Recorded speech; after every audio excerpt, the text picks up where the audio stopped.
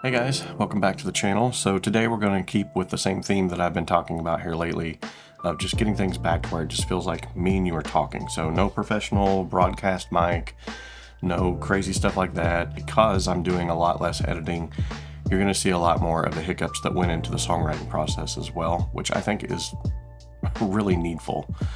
I can't tell you how many people that I follow on YouTube, and they're great YouTubers, they are great content creators, but when they first started out, like, they left in the hiccups, and it was kind of what helped them. It was like a term of endearment, if that's even a thing, for me, because it was like, oh wow, I've been there. I know what that guy is going through right now when he's trying to figure out where to put the capo on that guitar neck. I know what that guy's going through when he's trying to find out where the high note is in this song. So you're going to see some of that. But yeah, just follow along with the journey, and let's talk more about it. So essentially, the premise of the video is this. Every song that you've ever loved began as a terrible idea. It's not a masterpiece. It's not even a hit song. It's not even a perfectly produced record as of yet. It's still just a fragile thought. Maybe it's a random melody or a lyric that's been scribbled down somewhere that it probably shouldn't have been.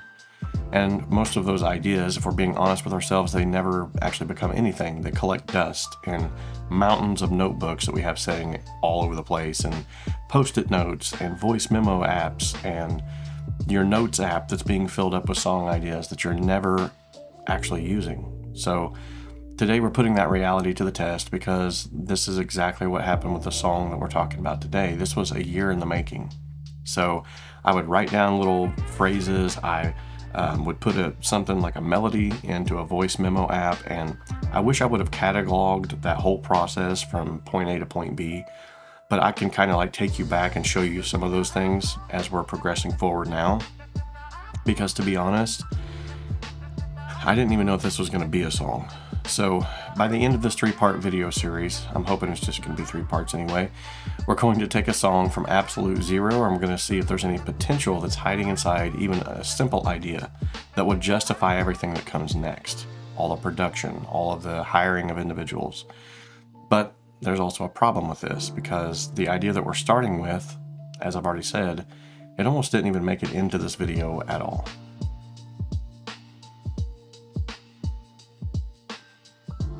So first and foremost, if you have ever felt stuck, if you've ever started a song and never finished it, if you've ever wondered whether professional songwriters somehow have access to ideas that the rest of us just don't, then this series is for you. Over the next 3 episodes, we're going to be taking one song from its earliest stage all the way to a finished release. No shortcuts, no pretending every decision was brilliant, no skipping over mistakes, just the process, the exciting parts, the frustrating parts, and everything else in between. So today is where it all starts, with a blank session and one question. Where do songs actually come from? Now, as a songwriter, people will often ask me, where did you get the idea for that song? And sometimes I just have to tell them, I don't know. I wish I had a better answer. The truth is usually far less dramatic than what they're making it out to be. Sometimes inspiration shows up while you're driving. Sometimes it's during a conversation. Sometimes it appears when you're trying to work on something completely unrelated to music, and sometimes it arrives at the worst moment possible. For instance, you get a flash of an idea and you run to write it down, and there's no ink pen, there's no pencil. So you pull open your phone, you're on 2%. It's like, why would I get this awesome idea right now? Now for this song that we're talking about today, the entire thing started with just that, a single idea, not even a complete lyric, not even a complete melody. It was actually a hodgepodge of all kinds of different notes that took place over a year. It was more just a feeling and a direction, a question that I couldn't stop thinking about. So instead of waiting for certainty, I just started opening up my DAW and exploring different loops, different sounds, different drum patterns. Now for some of you, this is going to make sense, because something that I've learned over the years is most songs aren't discovered, they're actually uncovered. You dig, you search, sometimes endlessly it feels like. You remove that doesn't belong, and eventually something starts revealing itself.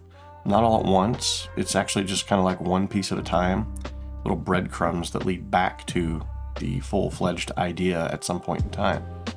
Now the first thing that I wanted in this particular song, because of the words that were coming together, was I wanted emotion. and we will talk about this later in the series, but this is why I couldn't even sing the song that I had wrote, which was hard for me to let go of. So why is emotion so important? And I've talked about this a lot on the channel, because listeners rarely remember a song because it was technically impressive. Now, if you're going for like prog rock, or you're going for some kind of like snarky puppy style stuff where it doesn't have words, or maybe the complexity of the song is so complex that it draws you to that other than the words, then yes, that makes sense to look for something that's technically impressive. But if you're looking for something that will drive your emotions, you want to hear what are the lyrics doing right now? What is the background elements doing for the song? Where's the lift? Where's the tension in the release? And most people, when they listen to songs like this, they don't remember it because it's technical. They remember it because of how it made them feel. So I started with just some simple chords, not because chords are always the right starting point, but simply because they tend to expose emotion quickly. However, there was still one progression that felt unfinished, like it was asking a question without answering it. And that uncertainty sort of made me curious, and so I followed it.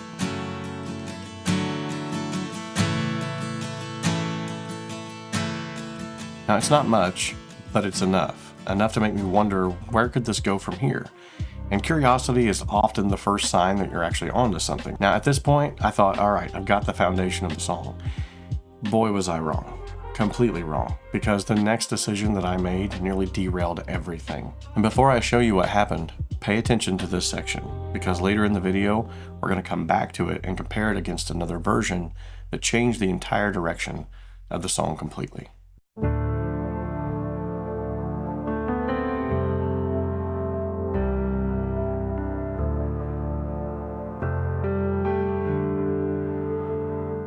Now, at the time, I didn't realize just how important that comparison would become. Now, one of the biggest mistakes songwriters make is falling in love too quickly.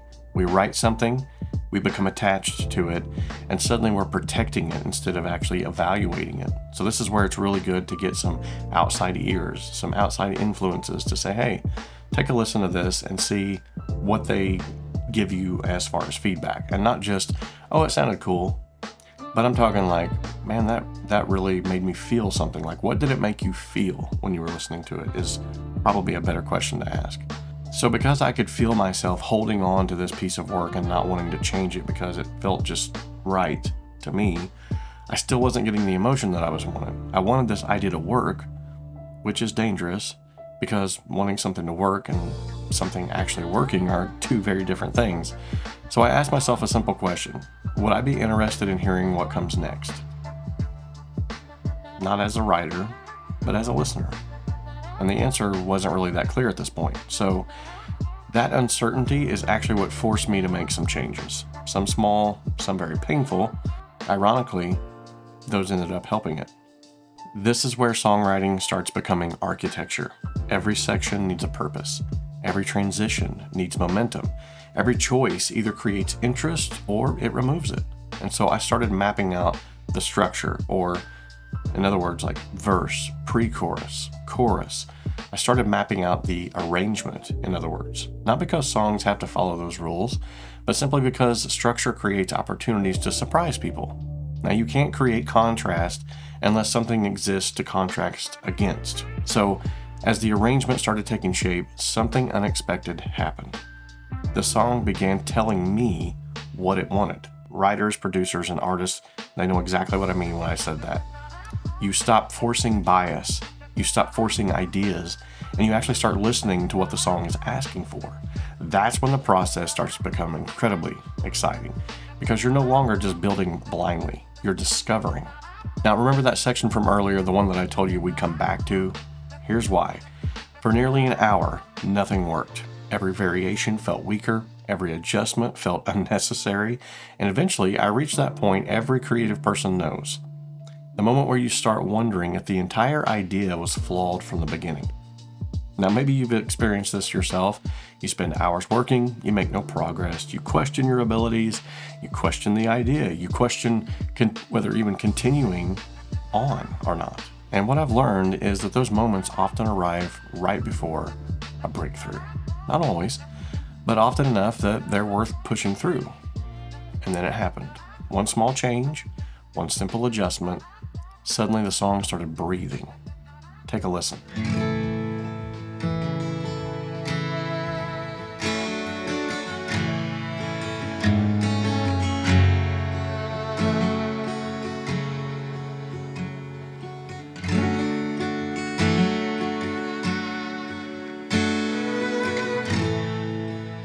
If you're watching this because you write songs, I want to challenge you with something. Stop judging ideas too early.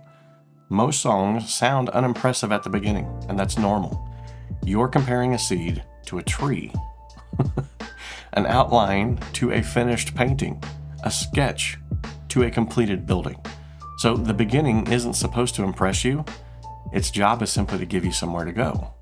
Now, the real question isn't whether an idea is amazing. The real question is whether it's interesting enough to simply explore. Why? Because exploration is where songs become songs. Ideas become more than just ideas. So where does that leave us? Well, we now have a direction, a foundation, a rough arrangement, and a song that's finally beginning to reveal itself. But we're far from finished. In the next episode, we're tuning this rough sketch into a real production. We're going to tackle drums, instrumentation, arrangement decisions, and a production problem that nearly caused me to scrap one of my favorite sections entirely. For now, this is where our journey begins. Not with certainty, not with perfection, but with possibility. And sometimes that's all creativity ever asks of us.